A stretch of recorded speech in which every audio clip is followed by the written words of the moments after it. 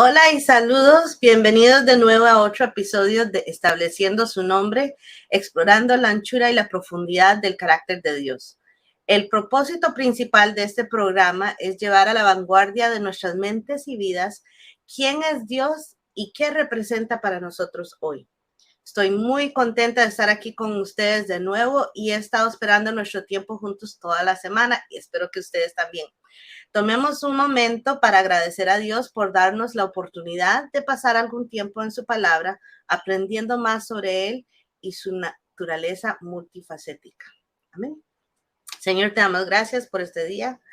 Te damos gracias, Señor, por la oportunidad y el privilegio que tú nos das, Señor, para venir aquí, Señor, y pasar un tiempo en tu palabra juntos, Señor, aprendiendo más de ti, de tu carácter, Señor, de quién eres tú para nosotros, Señor. Gracias, Señor, y te pedimos, Padre, que este tiempo sea un tiempo de aprendizaje, de sanidad y de crecimiento para nosotros, Señor. Mientras seguimos en esta jornada de aprender más de ti y conocerte más, Señor. Te damos gracias y bendecimos tu nombre. Amén. Ok, bueno, hoy vamos a echar un vistazo a otro atributo interesante y revelador del carácter de Dios. Y es importante conocer este nombre o este atributo con respecto a nuestra relación con Él. Ahora, vamos a ver aquí. Ok, solo unas cositas antes de comenzar. Como siempre, por favor, si conoces a alguien a quien le encantaría sumergirse en este viaje junto a ti, hácelo saber. Comparte el enlace de este episodio con cualquier persona que creas que podría beneficiarse de él. Además, si sientes que el tiempo dedicado ha sido valioso, aprendiste algo, fuiste edificado por algo que escuchó, aprendió, o simplemente está feliz y contento de haber pasado un tiempito conmigo, por favor, dale me gusta, comenta y comparte el enlace, por favor. Sus interacciones son invaluables para los algoritmos del mundo del Internet para hacer llegar este mensaje y otros similares en la red Messianic Lamb Network al mundo. Y juntos podemos ayudar a traer el reino de Dios a la tierra. ¿Ok? Ahora sí, podemos entrar de llenos al programa. Al comenzar cada uno de estos episodios, hay un par de puntos que quiero reiterar o recordar. Y la razón por la cual lo hago es doble. Perdón. Uno es, si es su primera vez aquí, quiero que sea consciente de la base sobre la que estamos construyendo este estudio, esta serie. Y dos, creo que estos puntos son fundamentales y claves que refuerzan las verdades que descubriremos sobre la naturaleza de Dios y cómo la naturaleza de Él se relaciona con nosotros y nuestro viaje de fe. Ahora, el primer punto es que a medida que recorremos este camino que Dios ha puesto ante nosotros, rápidamente nos daremos cuenta de que el proceso de explorar la anchura y la profundidad del carácter de Dios nos va a enseñar no solo acerca de Él, sino también de nosotros mismos. ¿Ok? Vamos a ver aquí. El segundo punto es que Romanos 1:20 es el versículo clave, el versículo fundamental, por así decirlo, para toda esta serie de estudio. Y el versículo 20 del capítulo 1 de Romanos dice, porque desde la creación del mundo, sus atributos invisibles, su eterno poder y divinidad se han visto con toda claridad, siendo entendidos por medio de lo creado, de manera que no tienen excusa. ¿Ok? El escritor nos hace saber que desde los cimientos de la tierra, Dios comenzó a darse a conocer en todo lo que Él hizo. Cada palabra que Él sopló para traer la creación a la existencia llevaba consigo el peso de su presencia, su naturaleza y su gloria. ¿Ok? El tercer punto se encuentra en el título de esta serie, estableciendo su nombre. La forma en que podemos comenzar a hacer esto es mirando lo que su palabra dice con respecto a su nombre. Hay un par de versículos claves que me gusta resaltar con respecto al nombre de Dios. Y el primero se encuentra en Éxodo 9:16. Dice, sin embargo, yo os he dejado estar de pie por esta razón, para mostraros mi poder y para que mi nombre sea proclamado en toda la tierra. Y acuérdense que este momento es cuando Dios está hablando a Faraón a través de Moisés para que Faraón deje ir su pueblo, ¿verdad? Que están esclavizados. Después tenemos Salmo 83:19 que dice, hazles saber que solo tú, cuyo nombre es Yud-Heh-Vav-Heh, Jehová, eres el Elión sobre toda la tierra. Y esto, acuérdense que esto es un salmo de Asaf, y Asaf era uno de los que servía durante el tiempo de David y Salomón, uno de los sacerdotes, y esto fue parte de una oración cantada que Asaf hizo en un momento de crisis nacional.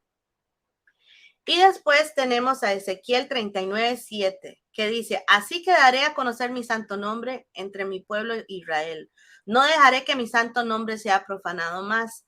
Las naciones sabrán que yo soy Yud-Heh-Vav-Heh, Jehová, el santo de Israel. ¿Ok? Y el profeta está siendo portavoz de Dios en ese momento cuando está hablando aquí, ¿verdad? Ok. Entonces, como pueden ver aquí, y las referencias que vemos en estos versículos, ¿verdad? Para ponerlos aquí. Todos estos pasajes tienen lugar en diferentes momentos en la Biblia. Sin embargo, el tema subyacente es el mismo. Dios quiere dar a conocer su palabra en la tierra y que su pueblo tenga una relación de pacto con él. Verás a lo largo de las escrituras que siempre se trata de traer a los hombres y mujeres de vuelta a la relación con Dios, ¿verdad? Ok, vamos a seguir aquí. Y esto nos lleva, perdón, a nuestro cuarto y último punto, estableciendo nuestra premisa. Ahora, ¿qué es una premisa? Bueno, una premisa es una declaración o proposición previa de la cual se infiere otra o se sigue como conclusión. Por ejemplo, si la premisa es verdadera, entonces la conclusión debe ser verdadera. También es basar un argumento o teoría. Por ejemplo, las reformas se basaron en nuestros hallazgos. ¿Ok? ¿Por qué es esto importante? Ninguno de nosotros es creado en el vacío. Todos somos productos de nuestras experiencias, de nuestro entorno, nuestras tradiciones, cultura, idioma, etcétera, etcétera.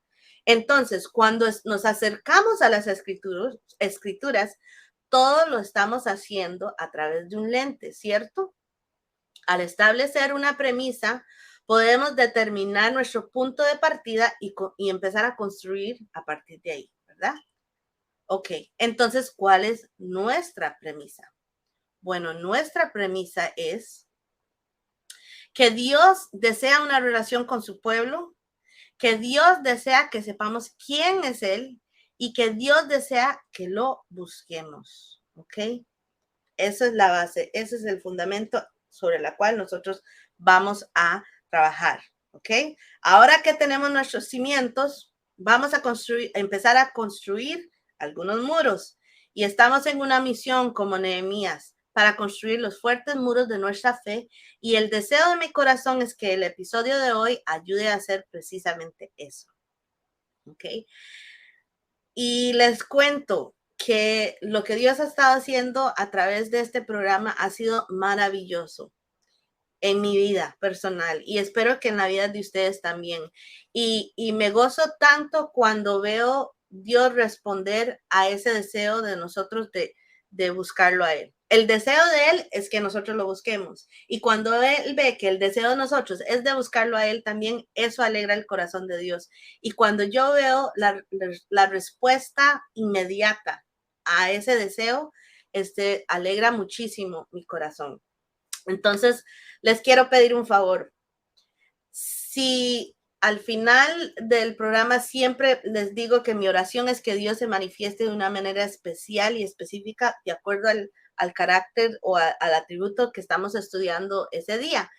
Y si eso sucede en su vida, que yo creo firmemente que sucederá, porque lo está sucediendo en mi vida, me gustaría tanto que me dejaran saber en los comentarios. Pueden regresar al video después, después y escribir en los comentarios, o si quieren en las redes sociales, me pueden buscar como Audience of One Creations, en Facebook, en Instagram, etcétera, etcétera. Y si ustedes me pueden dejar saber lo que Dios está haciendo, eso alegraría mi corazón. Entonces voy a dejar eso ahí para que lo tengan aquí en su mente, para que cuando sucede en su vida, te diga, uy, tengo que dejarle saber a Rebeca lo que Dios está haciendo, cómo Dios está respondiendo, cómo Dios me está hablando. ¿Ok? Bueno, el nombre que veremos es el atributo. El atributo que vamos a estar estudiando en el día de hoy es, aquí se lo voy a poner, es Elohei o Elohai Mikarov. ¿Ok? Elohei o Elohai, depende de cómo lo quiere pronunciar, Mikarov. Y lo que significa es el Dios cercano, el Dios que está cerca de nosotros, de su pueblo. ¿Ok? Vamos a ver aquí. Ok. Ahora, el pasaje en el que nos vamos a centrar con respecto a este atributo es Jeremías 23, 23, que dice, ¿soy yo un Dios de cerca, declara el Señor, y no un Dios de lejos? Y eso para mí inmediatamente se levantaron un montón de preguntas en mi mente cuando lo leí, y espero que ustedes también, y vamos a ver si podemos contestar alguna de esas preguntas que están en nuestras mentes, ¿ok? Vamos a ver el nombre, lo que significa, para tener un poquito mejor idea de lo que significa el nombre. Y Elohei Mikarov, como hemos hablado en el pasado, Elohei o Elohai es la forma constructiva de Elohim. Lo que eso significa es cuando una palabra es usada en conjunto con otra palabra para establecer algo, ¿verdad? So, acuérdense que viene de la palabra Elohim, que es la forma plural del nombre El, que significa Dios en general.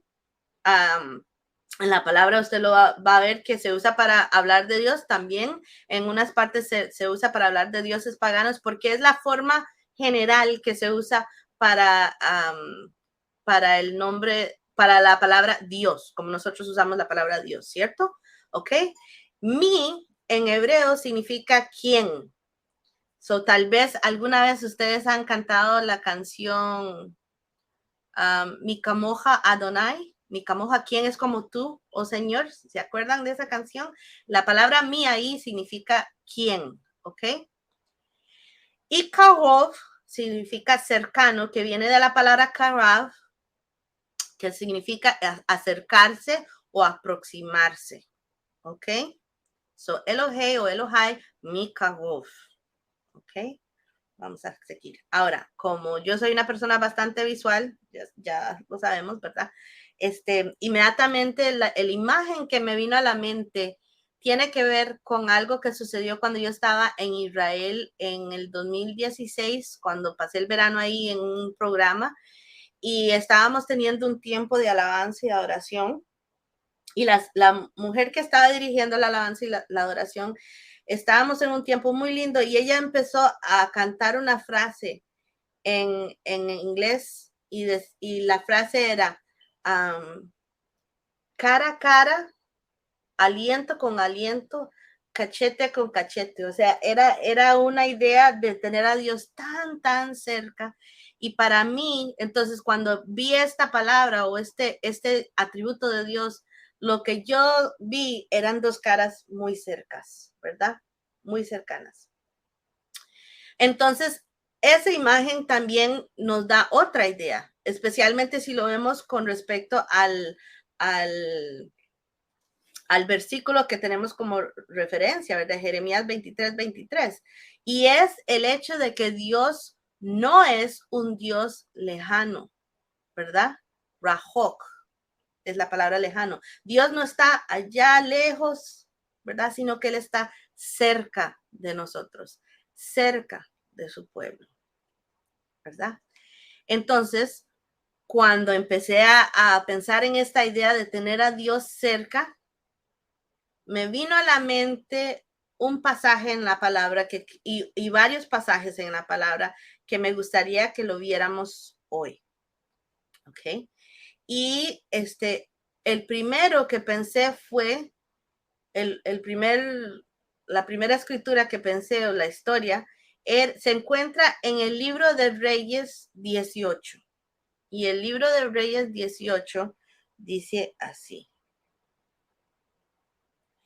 Y Elías dijo a los profetas de Baal, empezando con el versículo 25, ¿verdad? Y Elías dijo a los profetas de Baal, escoged un novillo para vosotros y preparadlo primero, pues sois los más. E invocad el nombre de vuestro Dios, pero no le pongáis fuego. Entonces tomaron el novillo que les dieron y lo prepararon, e invocaron el nombre de Baal, el Dios de ellos, desde la mañana hasta el mediodía, diciendo, oh Baal, respóndenos. Pero no hubo voz ni nadie respondió. Y danzaban alrededor del altar que habían hecho. Y sucedió que ya al mediodía Elías se burlaba de ellos y decía, clamad en voz alta, pues es un Dios, con minúscula, ¿verdad? Tal vez estará meditando o se habrá desviado o estará de viaje. Quizás está dormido y habrá que despertarlo, dice. Y gritaban a grandes voces y se sajaban, según su costumbre, con espadas y lanzas hasta que la sangre chorreaba sobre ellos. Y sucedió que pasado el mediodía se pusieron a gritar frenéticamente hasta la hora de ofrecerse el sacrificio de la tarde, pero no hubo voz. Ni nadie respondió, ni nadie hizo caso. Entonces Elías dijo a todo el pueblo, acercaos a mí. Y todo el pueblo se acercó a él y reparó el altar del Señor que había sido derribado. Ok. So, esta escena que estamos leyendo aquí es bastante interesante. Para mí fue lo que pensé inmediatamente cuando pensé en este atributo, porque Elías se está enfrentando con una situación bastante difícil y bastante confrontativa. Es más, si usted nota en el versículo 30, donde dice, entonces Elías dijo a todo el pueblo, acercaos a mí, y todo el pueblo se acercó a él, usa otra palabra que no es mikarov o karov, que es la palabra cercana o cerca, ¿verdad? Sino es otra palabra. Y yo le pregunté a un rabino, ¿por qué usan dos palabras diferentes? Yo sé que en español o en inglés, primero para mí, inglés y después en español, tenemos palabras que son sinónimos, ¿verdad? Pero ¿por qué escogieron a esa palabra ahí y no la palabra karov, que significa acercarse, ¿verdad? Y lo que él me dijo básicamente es que los rabinos cuando estudian esta palabra que usaron ahí, es una palabra más agresiva, es una palabra más fuerte cuando se usa. En cambio, mikarov es simplemente la palabra acercarse, o sea, aproximarse a algo. Pero en este instante, y lo vemos en el versículo, que Elías está enfrentando, en realidad la vida de Elías está en juego aquí, ¿cierto? Porque él está enfrentando a los que están oponiéndose a Dios. y es bastante, es un momento muy tenso, es un momento peligroso, ¿verdad? Entonces ahí entonces se usa una palabra que es más agresiva, ¿verdad? Pero cuando estaba pensando en esto, pensaba en el hecho de que Elías se burla de los profetas, en pocas palabras, se burla de los profetas y le dice, bueno, hablen más duro, griten más duro, llámenlo a ver, tal vez, ¿qué es lo que dice? Tal vez está meditando o se habrá desviado, o sea, se fue para otro lado y no los puede oír, o está de viaje, quizás está durmiendo y habrá que despertarlo. En realidad, en la traducción en inglés, las palabras que usa no es o se habrá desviado, sino tal vez está usando el interior, tal vez está en el baño. Son las palabras que usa ellas aquí. Tal vez algo ha sucedido que lo impide a poder poner atención a lo que ustedes están pidiendo o diciendo, ¿verdad? Y eso me trajo a mí la idea de que Dios está cerca. Y tal vez eso suena sencillo, como obvio, ¿verdad? Dios está cerca. Pero creo que a veces nosotros no nos damos cuenta o se nos olvida. Cuando somos enfrentados con un momento difícil, cuando estamos enfrentados con un momento donde no sabemos qué hacer o qué camino tomar, se nos olvida que Dios está cerca con nosotros. Y hay palabras y dichos o refranes que se usan mucho en el mundo religioso, por decirlo así, ¿verdad? Que Dios camina con nosotros, que Dios está con nosotros y esto y lo otro. Pero cuando llega el momento en nuestro diario vivir, cuando estamos en medio de todo lo que tenemos que hacer durante la semana y nos encontramos en un momento donde tenemos un problema o estamos en un momento difícil, se nos olvida que Dios está cerca. Y a veces creo que eso incluso hasta nos hace pensar que podemos hacer ciertas cosas porque de por sí Dios está ocupado en otro lugar. Como si fuera el Dios Baal en este pasaje, que no está cerca, que está allá, entonces no me puede oír o no me puede escuchar. Y ese no es el caso. El atributo Elohei o Elohai Mikagov nos deja saber que Dios está cerca, que Dios está aquí conmigo, que Dios está ahí con usted, ¿verdad? Y creo que es algo importante y algo revelador para nosotros, para que nosotros mantengamos fresco en nuestras mentes todos los días de que Dios está con nosotros, de Dios está ahí, ¿verdad? Ahora, si seguimos pensando en esta idea de que Dios está cerca, que Dios está con nosotros, vamos a ir a otro ejemplo que encontramos en la palabra. Y este ejemplo se encuentra, a ver si puedo aquí, este ejemplo se encuentra en el libro de Génesis 28, ¿ok? Vamos a ver aquí. Y dice, y salió Jacob de Beerseba y fue para Harán. Y llegó a cierto lugar y pasó la noche ahí, porque el sol se había puesto. Tomó una de las piedras del lugar, la puso de cabecera y se acostó en aquel lugar. Y tuvo un sueño. Y he aquí había una escalera apoyada en la tierra cuyo extremo superior alcanzaba hasta el cielo. Y he aquí los ángeles de Dios subían y bajaban por ella. Y he aquí el Señor estaba sobre ella y dijo, yo soy el Señor, el Dios de tu padre Abraham y el Dios de Isaac. La tierra en la que estás acostado te daré a ti y a tu descendencia. También tu descendencia será como el polvo de la tierra y te extenderás hacia el occidente y hacia el oriente, hacia el norte y hacia el sur.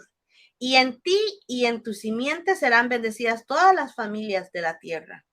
He aquí, yo estoy contigo y te guardaré por donde quiera que vayas y te haré volver a esta tierra, porque no te dejaré hasta que haya hecho lo que te he prometido. Despertó Jacob de su sueño y dijo, ciertamente el Señor está en este lugar y yo no lo sabía. Y tuvo miedo y dijo, cuán imponente es este lugar. Esto no es más que la casa de Dios, y esta es la puerta del cielo. Y se levantó Jacob muy de mañana y tomó la piedra que había puesto de cabecera, la erigió por señal y derramó aceite por encima. Y en aquel lugar le puso el nombre de Betel, aunque anteriormente el nombre de la ciudad había sido Luz. Ok, tenemos otro momento en la historia, otro momento que encontramos en la palabra que tiene que ver con la cercanía de Dios. Y para mí fue súper interesante y me confirmó la idea de cómo nosotros se nos olvida que Dios está ahí. O cómo no nos damos cuenta, no nos fijamos de que Dios está aquí. Y si vemos la vida de Jacob, eso se presenta tan realmente en la historia de él. ¿Y por qué digo eso? Porque Jacob, si se acuerdan de la historia, en este momento, en este capítulo Génesis 28, Jacob se ha ido de la casa de su padre hacia la casa de la familia de su madre y hay una razón por la cual lo hizo, ¿verdad? Y si vamos a unos capítulos anteriormente, nos damos cuenta que la razón por la cual él se fue no es simplemente porque se fue. En realidad, básicamente lo que él estaba haciendo era huyendo, porque su hermano quería matarlo. ¿Y por qué quería matarlo? Con mucha razón. Porque Dios había dado una palabra sobre la vida de Jacob y sobre la vida de Esaú, su hermano, a su mamá Rebeca. Pero en vez de permitir que Dios trabajara y hiciera lo que tenía que hacer para que esa palabra tuviera cumplimiento, Rebeca toma las cartas en el asunto y ella trama toda una trampa para causar de que su esposo Isaac le diera la bendición de la primogenitura a Jacob y no a Esaú, aunque Esaú era el mayor, ¿verdad? Y entonces, si se acuerdan de la historia, Jacob va donde Isaac y se había puesto pieles de cabra, ¿se acuerdan? Porque si se acuerdan, Esaú y Jacob eran bastante diferentes, ¿verdad? Esaú era un hombre de monte que le gustaba cazar, etcétera, etcétera, y Jacob era completamente lo opuesto, no era tan velludo como Esaú. Entonces él tiene que ponerse los pieles de una cabra para poder engañar al papá que ya estaba perdiendo su vista, ¿verdad? Que estaba viejito y estaba perdiendo su vista. Entonces él se viste con las ropas de Esaú para oler como Esaú, se pone la piel de la cabra y también le hace la comida favorita que Esaú le hacía al papá. Y él entra al cuarto y le da la comida a Esaú porque sabe que Isaac le había pedido a Esaú que fuera a cazarle un animal y que le cocinara el plato favorito de él para poder bendecirlo, ¿verdad? Entonces, mientras Esaú se va a cazar el animal, Rebeca hace toda esta trama, toda esta cosa para que Jacob pueda ser el que consigue la bendición. Total que Jacob lo hace y creo que Isaac estaba como un poquito confundido y le dice, ¿verdaderamente eres tú? Y total que Jacob se miente al papá y le dice, sí, sí, sí, yo soy. El papá lo bendice, le da la bendición y cuando llega Esaú, prepara la comida al papá como él sabía hacerlo y llega donde el papá y el papá le dice, pero ya yo di la bendición a usted. Le dice, no, papi, yo acá, apenas estoy llegando aquí con, le dice, pues entonces fue a su hermano que bendije. Y Esaú dice que llora amargamente porque él esperaba eso. Y al no tener eso, en ese tiempo, en esa cultura, la bendición del padre era todo, ¿verdad? Y entonces, al perder eso, la ira y el enojo y la ira que él tiene contra su hermano es enorme. Y entonces él dice, apenas se muera mi papá, lo voy a matar y voy a coger lo que es mío. Entonces, cuando llegamos aquí a Génesis 28, La mamá se da cuenta de lo que Esaú tiene planeado y dice, usted se tiene que ir de aquí, váyase a la familia de mi hermano, váyase a mi familia, a la casa de mi hermano, hasta que se le calme a Esaú esa ira, ese enojo que él tiene. Entonces, cuando eso sucede, dice que Jacob sale de ahí y él va en el camino. Y me imagino que está estresado, está estresado, que está con miedo, pensando que tal vez el hermano viene detrás y todo, pero llega un momento cuando él tiene que descansar, no podemos ir 24/7 como es la expresión, ¿verdad? Sino que llega el momento cuando él tiene que descansar, cuando tiene que bajar la guardia y tiene que descansar. Y entonces dice que él agarra una piedra y se acuesta. Y cuando eso suceda, abre el espacio para que Dios pueda hablarle a Jacob. Muchas veces Dios nos habla cuando estamos dormidos, porque es cuando nosotros bajamos la guardia y cuando permitimos abrir el espacio, el momento para que Dios pueda hablar. Porque pasamos corriendo y corriendo durante el día, haciendo todos los quehaceres y haciendo las cosas que pensamos que son importantes, y sí, en cierto sentido son importantes, pero no dejamos espacio, no creamos el espacio para poder tomar el tiempo y escuchar Dios hablar. Entonces, cuando Isaac pone esa piedra, que me imagino que fue una almohada tan incómoda, pero bueno, pone la piedra y pone su cabeza y se acuesta, dice que Dios se le presenta en un sueño y le da una promesa tremenda. Y la promesa dice, yo soy el Señor, el Dios de tu padre Abraham y el Dios de Isaac. Entonces, note lo que está diciendo, dice, yo soy el Dios de tu padre Abraham y el Dios de Isaac. Yo soy el Señor, el Dios de... Y ahora lo que él está diciendo, yo fui el padre, el Dios de su abuelito Abraham, y le hice una promesa y tuve una relación con él. Yo fui el Dios de tu padre Isaac y le di una promesa y tuve una relación con él. Y ahora ha llegado un momento que yo sea tu Dios. Y como siempre digo cuando hablo de mi vida personal, cuando yo tenía como 15, 16 años, fue el momento, fue el año, el tiempo en mi vida cuando me di cuenta que yo no podía recostarme a la fe de mi mamá y mi papá, sino que yo tenía que establecer mi propia relación con Dios, que yo era la que tenía que orar y pedirle a Dios para lo que yo necesitaba en mi vida. No podía depender simplemente, ay, mami, ore. Mi hijo me hacía eso cuando estaba más joven, mami, ore por eso. Yo le decía, no, usted tiene que orar, usted tiene que hablar. Yo estoy aquí, yo lo apoyo en oración, pero usted tiene que orar. Pues eso es básicamente lo que está sucediendo en este momento con Jacob. Jacob ha vivido la vida, hay una expresión, ¿verdad? Que se usa mucho en Costa Rica, dice, jugándosela, ¿verdad? Él era muy vivo, como dicen, y él hacía las cosas para el beneficio de él.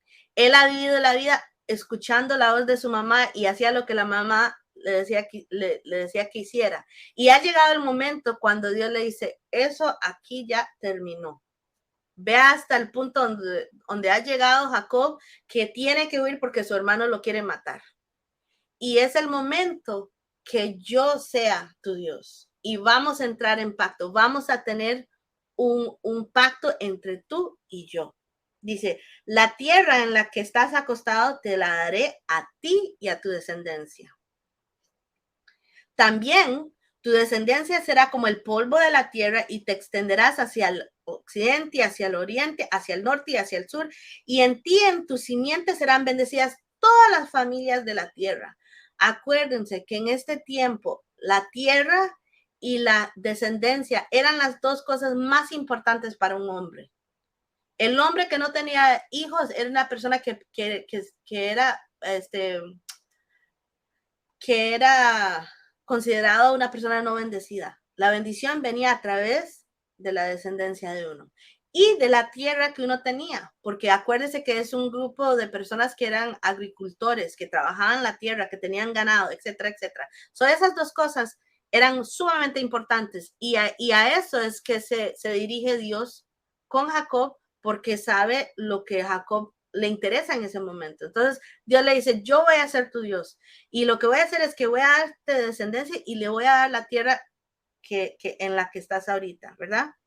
Dice, he aquí yo estoy contigo y te guardaré por donde quiera que vayas y te haré volver a esta tierra, porque no te dejaré hasta que haya hecho lo que te he prometido. ¿Qué significa eso?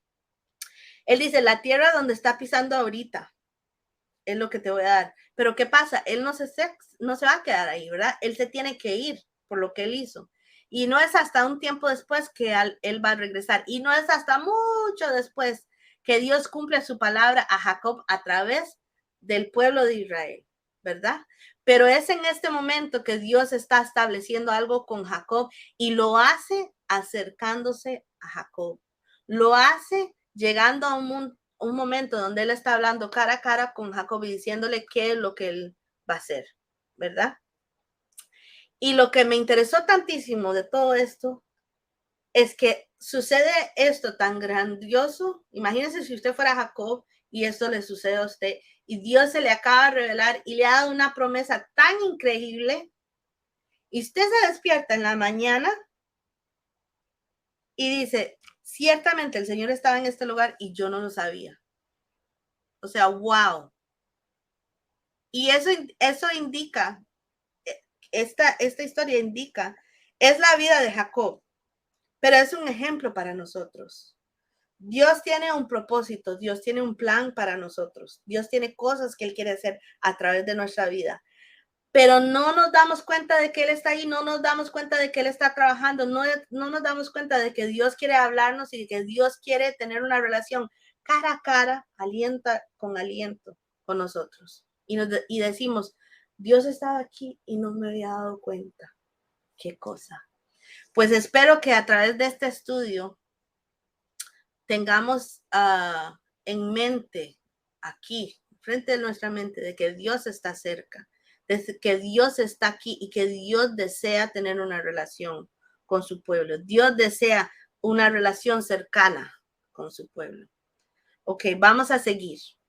Y lo que vamos a hacer es que vamos a ver un poco el capítulo 23 de Jeremías, donde está el versículo del día de hoy. Jeremías 23, 23. Entonces vamos a ir a ver el capítulo 23 de Jeremías. Y es súper interesante, como toda la Biblia, ¿verdad? Es súper interesante porque así es como empieza el versículo. Ay de los pastores que destruyen y dispersan las ovejas de mis prados, declara el Señor. Wow. Si no saben mucho sobre la vida de Jeremías, le voy a dar así como 2 segundos de la vida de Jeremías. Jeremías fue llamado cuando estaba muy joven y Dios lo llama para ser profeta a las naciones. Y cuando Dios lo llama, él dice, Señor, ¿cómo voy a hacer esto si yo soy muy joven? Yo soy un niño, yo no, lo que usted me está pidiendo es demasiado difícil, demasiado grande para mí. Y Dios confirma y dice, antes de que naciera, ya yo lo había destinado para esto, ya yo lo había llamado para que fuera profeta a las naciones, ¿ok? Y a través de la vida de Jeremías, surge durante el tiempo, la vida de Jeremías viene durante el tiempo cuando Israel ha pasado por varios reyes. Israel se ha desarrollado en nación, pero se ha dividido entre el norte y el sur. Han venido bastantes reyes, la mayoría no hacían las cosas de acuerdo a la palabra de Dios. Hay muchos problemas. Israel es castigado varias veces, lo hemos visto en otros estudios pasados, ¿verdad?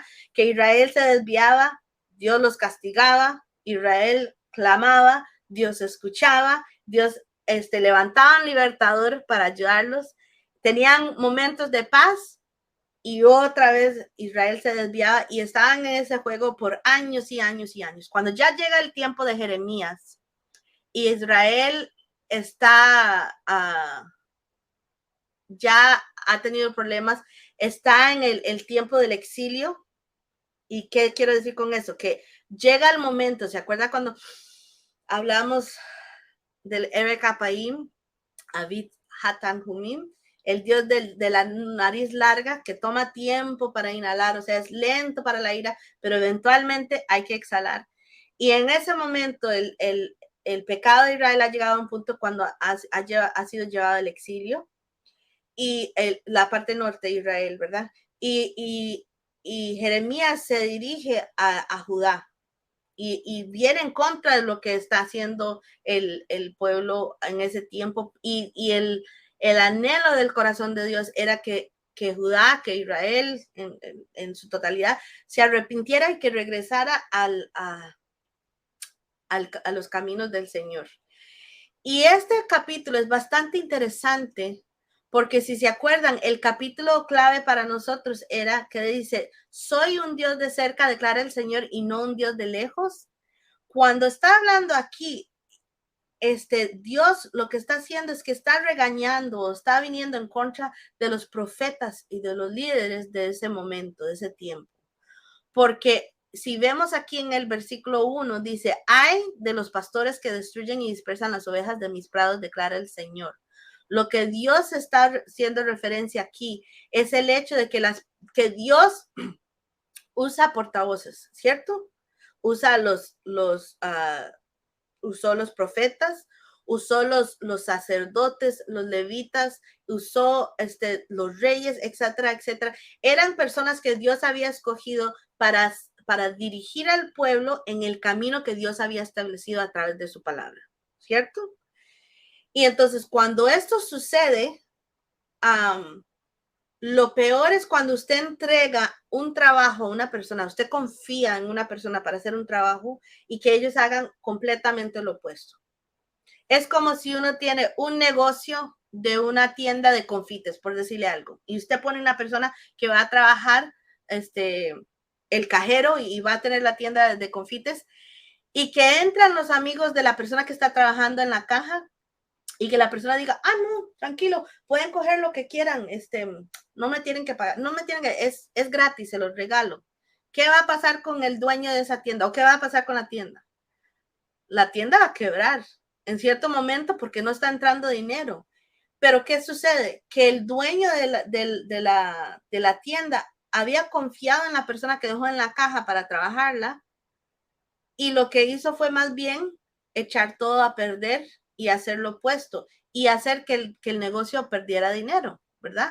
De la misma manera, Dios levantó diferentes personas en diferentes puestos a través de la historia de Israel para que guiaran al pueblo en un camino específico, ¿verdad?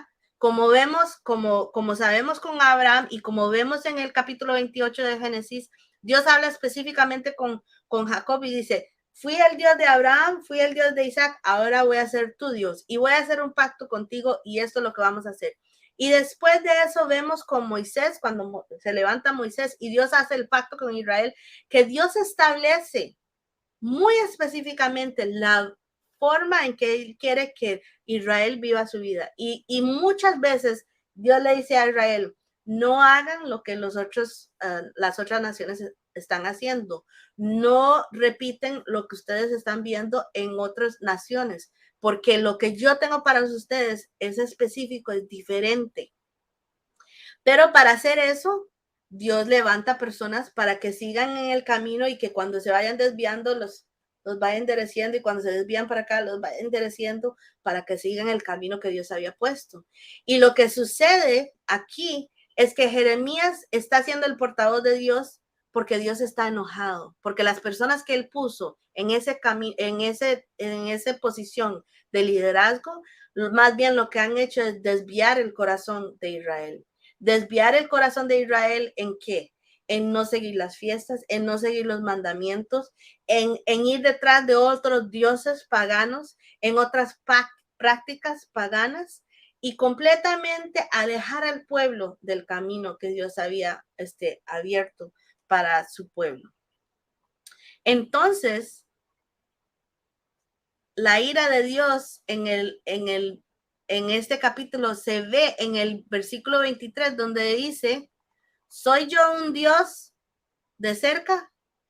Declara el Señor, y no un Dios de lejos. O sea, no estoy viendo yo todo lo que está sucediendo. No es ¿Soy yo como los dioses de Baal con Elías? Que tal vez yo fui a meditar y no me di cuenta que mientras yo me fui, ustedes hicieron desastres. Soy un Dios que tal vez estaba durmiendo y no me estaba fijando en lo que estaba sucediendo en mi pueblo, dice el Señor. No, yo soy un Dios cerca, yo estoy ahí. Aunque ustedes como Jacob tal vez no se están dando cuenta, yo estoy ahí. Yo estoy viendo lo que están haciendo y mi ira se ha levantado en contra de ustedes que yo confié con el trabajo de guiar a mi pueblo. Entonces es bastante fuerte lo que Dios está diciendo aquí y es una alerta para los que han sido llamados a enseñar y a dirigir o a ser líder o a guiar al pueblo de Dios hoy en día. Cada persona que Dios le da una tarea de enseñar, de predicar, de aconsejar, de ser una voz para el pueblo hoy en día, esto es una alerta para nosotros. Esto es un aviso que nosotros tenemos un trabajo que hacer que Dios nos ha dado.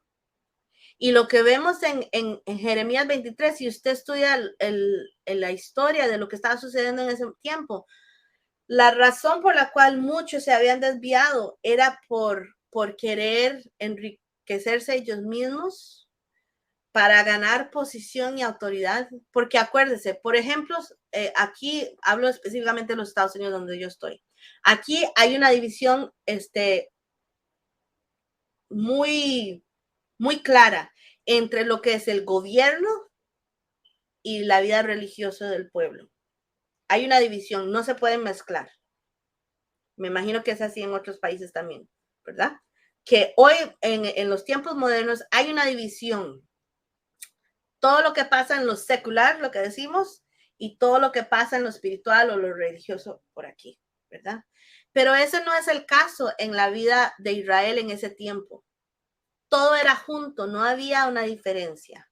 Entonces, cuando una persona tenía o adquiría poder en el gobierno o de liderazgo, etcétera, eso se conectaba con su vida social y con su vida religiosa. Entonces, cuando los que estaban supuestos llevar al pueblo por el camino que Dios había designado, empezaron a desviar al pueblo, era porque encontraban riquezas, encontraban posición, poder. Entonces, lo que quiero decir es que el ego de la persona se empezó a levantar. Y eso es un problema. Y hay que tener mucho cuidado con eso, porque si permitimos que nuestro ego o nuestro orgullo o nuestros deseos personales, nuestros deseos de tener más dinero, etcétera, etcétera, todas estas cosas, tomen lugar, muy fácilmente podemos ser desviados y permitir cosas que no van de acuerdo a lo que Dios ha establecido. Y eso fue lo que estaba sucediendo. Entonces Dios viene en contra de estas personas y dice, soy un Dios de cerca y no de lejos. O sea, yo estoy aquí, yo estoy viendo. Y hay de ustedes que han desviado mi pueblo por satisfacer sus propios planes o deseos, ¿verdad? Entonces tenemos que tener cuidado porque Dios está ahí, Dios está viendo. Tuve la experiencia esta semana, estaba escuchando unas cosas y vi un video de una pareja que estaba hablando sobre la relación de ellos, ¿verdad? Y esta idea de cercanía, de quién Dios es y en nuestras vidas y todo, y ellos hablaban de la relación de ellos. Y la muchacha, la mujer empezó a hablar y ella dijo, a veces actúo como en muy mimada, ¿verdad? O tal vez en Costa Rica dice muy chineada. Y a veces digo, ay, alcánceme esa agua o apágame la luz, aunque yo sé que yo estoy más cerca de la luz que usted. O, uy, vieras que me gustaría X cosa, ¿por qué no me lo va y me lo compra y me lo trae? O etcétera, o cualquier cosa, ¿verdad? Y ella dijo, cuando yo pido estas cosas, sé que estoy siendo mimada o chineada y yo veo que usted hace las cosas y usted no se queja ni hace mala cara, simplemente lo hace. ¿Qué es lo que le permite a usted hacer estas cosas sin molestarse? Y él respondió muy honestamente y me llamó tantísimo la atención su respuesta porque él dijo, lo primero que yo pienso es que estoy molesto, o sea, está siendo chineada y está siendo mimada innecesariamente porque yo sé que usted sabe que usted está más cerca de la luz que yo, pero me hace levantarme e ir a apagarla, o usted está más cerca de la cocina para conseguir el agua, pero usted me lo pide, etcétera, etcétera. Pero lo segundo que yo pienso es que en realidad lo que usted me está pidiendo en ese momento no es que haga algo para usted o no es que quiere hacer algo para molestarme, sino que en realidad lo que usted está pidiendo en ese momento es que yo la ame de cierta forma, en esa forma específicamente, que usted quiere sentirse amada y la forma en que usted quiere sentirse amada es a través de ese acto que usted quiere que yo haga. Cuando yo pienso en eso, mi paradigma cambia, mi forma de pensar cambia, porque entonces ahora no me enojo y pienso, bueno, yo la amo. Y si esto es lo que ella me está pidiendo en este momento para demostrar mi amor hacia ella, eso no es nada. Ir a apagar la luz no es nada, eso es fácil. Ir a traerle un vaso de agua, eso no me cuesta nada. Entonces yo puedo ir a hacerlo. Y por eso es que lo puedo hacer sin hacer mala cara o sin molestarme, porque me doy cuenta que lo que usted está pidiendo es ser amada. Y cuando yo oí eso, me llamó tantísimo la atención porque yo dije, wow, si nosotros pudiéramos cambiar de paradigma o cambiar nuestro punto de vista cuando leemos las escrituras y darnos cuenta de que cuando Dios nos dice, bueno, yo quiero que vivan la vida así, hagan esto, no hagan esto, etcétera, etcétera, y vamos leyendo, muchas veces las personas nosotros lo vemos como un castigo o como algo que Dios está haciendo para restringirnos, para molestarnos, para no permitir que yo viva la vida plena que yo quiero vivir, ¿verdad? Como que me está encajonando, no me deja de hacer esto, no me deja comer esto, tengo que hacer esto este día, no puedo hacer esto este día, etcétera. Todas las cosas que encontramos en las palabras. Pero si nos diéramos cuenta de que lo que Dios ha querido, de acuerdo a la premisa que hemos establecido, de que Dios quiere tener una relación con nosotros, que Dios quiere que tengamos un pacto, una cercanía con Él, que lo que Dios está haciendo es pidiendo que lo amemos y que demostremos nuestro amor a través de estos actos, qué diferente sería nuestro pensar al decir, bueno, yo amo a Dios. Porque Él primero me amó a mí, me dio tantas cosas, me dio la vida eterna a través de su Hijo, me ha dado todo. ¿Cómo no voy a demostrar mi amor al Señor haciendo esto y esto y eso? Eso es fácil. Eso es fácil. Hacer esto, celebrar esto, no comer esto, etcétera, etcétera, etcétera. Cuando empezamos a ver, nos damos cuenta que son demostraciones de amor. Qué diferente, ¿verdad? Qué diferente para nosotros. Quería terminar hoy con una pequeña historia que leí esta semana que me pareció tan clave con lo que estábamos hablando y creo que va a ayudarnos a nosotros a entender un poquito más. Dice así: el doctor Frank Mayfield estaba de gira por el Instituto Tewksbury cuando al salir chocó accidentalmente con una anciana sirvienta del piso. Y para cubrir el momento tan incómodo, el doctor Mayfield comenzó a hacer preguntas. ¿Cuánto tiempo has trabajado aquí? He trabajado aquí casi desde que abrió el lugar, respondió la criada. ¿Qué me puedes decir sobre la historia de este lugar?, preguntó.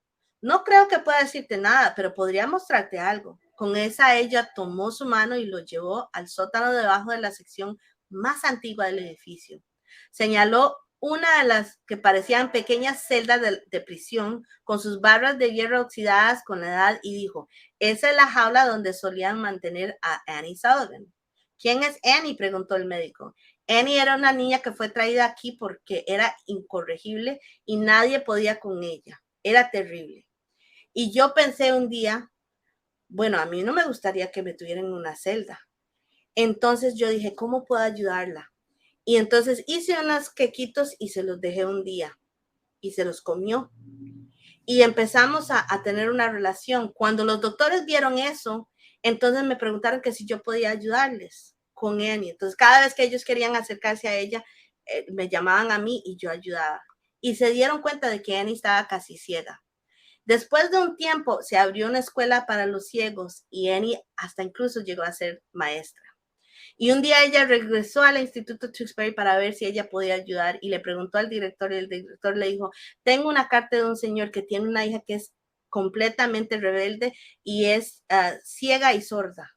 Tal vez usted la pueda ayudar. Y al final se dieron cuenta de que Annie Sullivan llegó a trabajar y ser acompañante de Helen Keller. Y cuando Helen Keller recibió el premio Nobel, se le preguntó quién tuvo el mayor impacto en la vida de ella y ella dijo Annie Sullivan. Pero Annie dijo, no, Helen. La mujer que tuvo la mayor influencia en nuestras vidas fue la sirvienta del piso en el Instituto Tewksbury, que me vio a mí con miedo porque no podía ver y me ayudó y me sacó de ahí. A veces nosotros hacemos las cosas porque no podemos ver y nosotros no podemos ver a Dios. Pero acuérdese de que Romanos 1:20 dice que a través de la creación Dios se deja ver. Y Dios nos está diciendo que una de las formas en que Él se deja ver, que para dejarnos saber que Él es un Dios cerca, ¿verdad? Entonces la pregunta para hoy es, la pregunta para nosotros hoy es, ¿estás dispuesto a acercarte a Elohai Mikarov, el Dios cercano, y establecer esa relación íntima que Él desea contigo? Mi oración es que Elohai Mikarov, Yud-Heh Vav-Heh, el único y verdadero Dios, se revele de una manera poderosa y personal en tu vida esta semana.